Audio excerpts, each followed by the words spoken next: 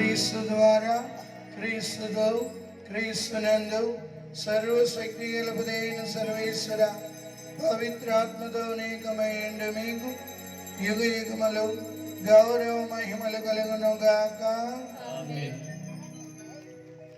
అందరూ లేచి నిలబడదాం. ఈ తపస్సు కాలంలో ఎలా ఉండాలో రెండు మాటలు ధ్యానించాం. మరి నేను ఏం వదిలిపెట్టడానికి ఇష్టపడుతున్నాను? దేవునికి ఇష్టం లేని తలంపులు, దేవునికి ఇష్టం లేని కార్యాలు, దేవుడికి ఇష్టం లేని ప్రదేశాలు, దేవుడికి ఇష్టం లేని మనుషుల్ని విడవగలిగినప్పుడే దేవుని యొక్క అనుగ్రహాలకు ప్రీతి పాత్రలుగా మారగలం. కాబట్టి ప్రభువా, ఈ 5వ వారంలో అడుగు పెడుతున్న మనందరినీ దీవించండి.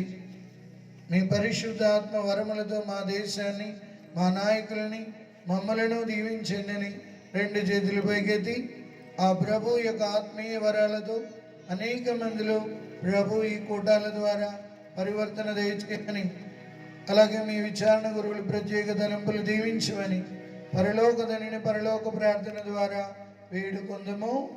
పరలోకమందున మా యొక్క తండ్రి, నీ నామము పూజింపబడుగాక, నీ రాజ్యము వచ్చుగాక, నీ చిత్తము పరలోకమందు నెరవేరునట్లు భూలోకమందు నెరవేరుగాక. నానాటికి కావలసిన ఆహారము మాకు నేర్పివ్వండి, మా యొక్క అప్పుల వారిని మన్నించినట్లు మా అప్పులను మన్నించండి. మమ్ము శోధనయందు ప్రవేశింపనివ్వక కీడుల నుండి మమ్ము రక్షించండి. ప్రభువాన్ని కీడుల నుండి మమ్ము రక్షించండి.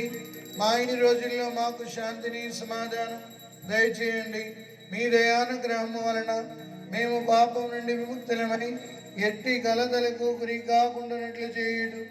మేము మోక్షానందమును మా రక్షకుడైన యేసుక్రీస్తు ఆగమమును నిరీక్షించుచుందము.